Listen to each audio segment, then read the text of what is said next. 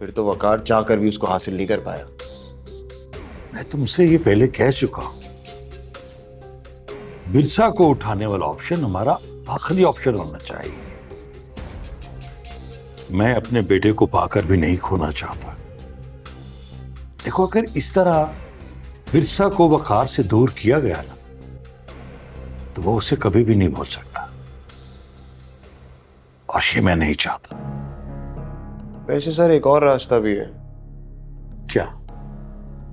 अब तक आप वकार के दिल से विरसा को मिटाने में नाकाम हो चुके हैं, लेकिन विरसा के दिल से वकार का भरोसा उठाने की कोशिश नहीं की आपने।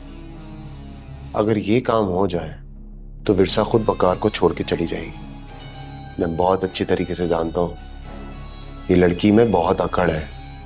एक बार जो सोच लेना वही करती है। ये की ना तुमने बात, बिल्कुल ठीक कहा। अगर वकार का ना सही तो विरसा का तो यकीन तोड़ा जा सकता। तो फिर ठीक है, आप भी सोचिए और मैं भी सोचता हूं कि किस तरह ये तीर इस बार जाके निशाने पे लग जाए। वैसे सर मैं बहुत पक चुका हूं। जो आप अमीर लोग हैं ना, ये छोटी छोटी बात की इतनी एहतियात करते हैं जैसे आप लोगों को डर लगता है। डर लगता है, और डर लगना भी चाहिए। फरमान, डर उसे लगता है जिसका सब कुछ दांव पे लगा हो। तुम्हारा क्या? जीत गए तो फायदा, हार गए तो कुछ भी नहीं जाएगा। लेकिन मैं अंधों की तरह बिना सोचे समझे कोई कदम नहीं उठाऊंगा। ठीक है, चलता हूं। आप भी सोचे, मैं भी सोचता हूं। रुको, मैसेजेस का सिलसिला जारी रखो। कभी कभी मुखालिफ के असाब शल करने का फायदा भी होता है। ये बुढ़ा तो कुछ जरूरत से ज्यादा ही मोहतात है। खुदा हाफिज।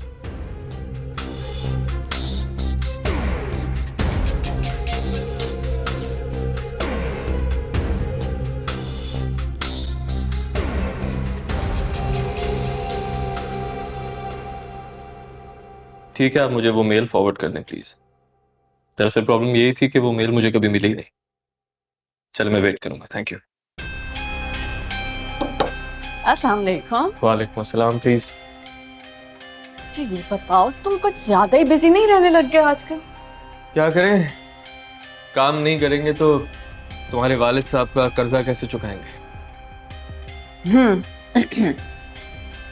मैं तुमसे ऑफिस के मामला डिस्कस करने नहीं आई, बल्कि कॉफी पे ले जाने आई।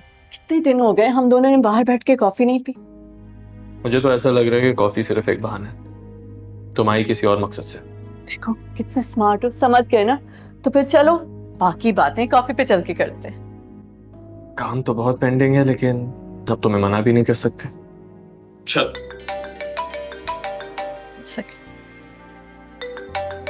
डैड। हेलो जी डैड, मैं इस वक्त वकार के साथ उसके ऑफिस में हूँ। हाँ ठीक है, मैं समझ गया। डैड आप जो भी बात करने वाले हैं मुझे पता है। आप मॉल के बारे में बात कर रहे हैं ना, जो आपने मेरे लिए खरीदा है। फिक्र मत करें, मुझे याद है, मैं पहुंच जाऊंगी। वो तो तुम पहुंच ही जाओगी, मगर इस वक्त मुझे तुमसे कोई और बात करनी है। अच्छा, मुझे भी आपसे एक बात करनी है, बल्कि जरूरी बात करनी है। हाँ कहो। वो क्या है ना, वकार का बर्थडे आने वाला है, तो मैं उसे बहुत अच्छे तरीके से सेलिब्रेट करना चाहती हूँ। अच्छा चलो बताओ, क्या करना चाहती हो? कुछ ऐसा जो पहले ना किया। अब आप एक जबरदस्त सी बोर्ड अरेंज करवा सकते हैं। अरे खैर ये तो छोटी बात है, बस तुम मुझे बता देना कि कब करना है। अच्छा अब आप बताएं, आपको क्या कहना था जिसके लिए कॉल की? वकार ने जो मोहलत मांगी थी वो अब खत्म हो रही है। अब तुम मुझे बताओ कि क्या करना है। डैड प्लीज जाने देना, वकार इस वक्त बहुत परेशान है।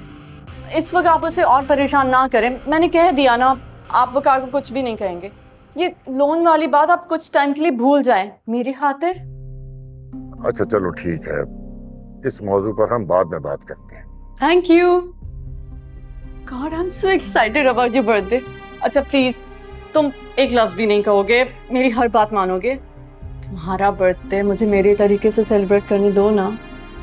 जो चाहती है वो करो, मैं कुछ नहीं कहूँ। Thank you so much God, thank you. और तुम्हें पता है यही बात थी जो मैं कॉफी पे करने वाली थी। और अगर तुम्हारा काम ज्यादा है तो कॉफी यही मंगवा लो। Thank you. आप प्लीज मेरे कमरे में ब्लैक, क्या? 2 ब्लैक कॉफी भिजवा। मैं तो अभी से सोच रही हूँ क्या क्या करना है।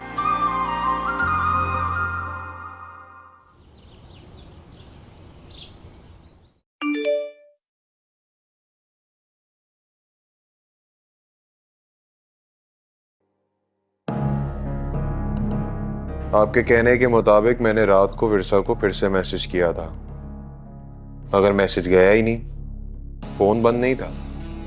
मुझे लगता है उसने जरूर सिम कार्ड चेंज कर लिया है। वकार, तुम उस लड़की के लिए क्या क्या करोगे?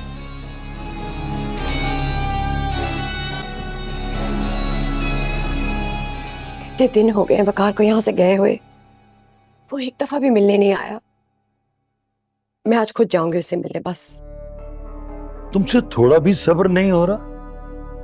मैंने कहा था ना कि वकार इस घर में वापस आ जाएगा। आप मुझे उसके घर जाने से क्यों रोक रहे हैं? हमारे दरमियान ऐसी कोई बात नहीं हुई जिसकी वजह से आप मुझे इजाजत नहीं दे रहे। मैं मानता हूं कि हमारे दरमियान ऐसी कोई बात नहीं हुई थी। अब देखो ना कि जूबी भी इस घर में नहीं है, तुम भी जा रही हो, मैं तो अकेला रह जाऊंगा। आज मैं घर पे हूं, मैं इसलिए तुमसे कह रहा हूं। ये हालात आपने अपने लिए खुद पैदा किए हैं। तब अकेले रहने से घबरा क्यों रहे अकेले। और वैसे भी मैं कौन सा वहां रुकने जा रही हूँ, थोड़ी देर में वापस आ जाऊंगी और इमन को भी साथ ले आऊंगी।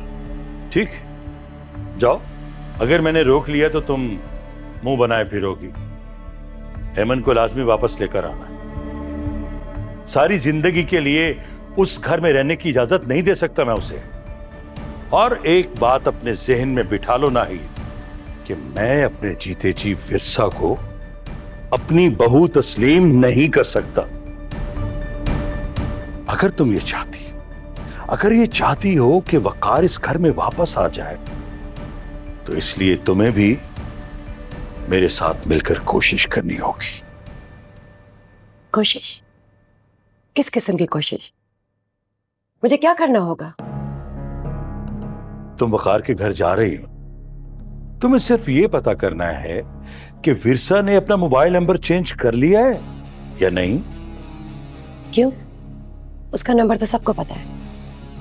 देखो, विरसा ने अपना मोबाइल नंबर चेंज कर लिया है, यकीनन वकार ने उसकी सिम बदल दी होगी। विरसा अपना फोन नंबर चेंज करे या ना करे, उससे आपको क्या है? करती रहे चेंज। हो, तुम भी नहीं बहुत देर से समझती हो। मैं ये सब कुछ अपने बेटे को इस घर में वापस लाने के लिए कर रहा हूं। आपको विरसा का फोन नंबर क्यों चाहिए? आप उसके साथ क्या करने वाले हैं?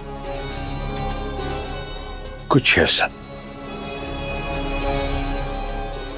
ऐसा कि वकार उसे छोड़ने पर आमादा हो जाए।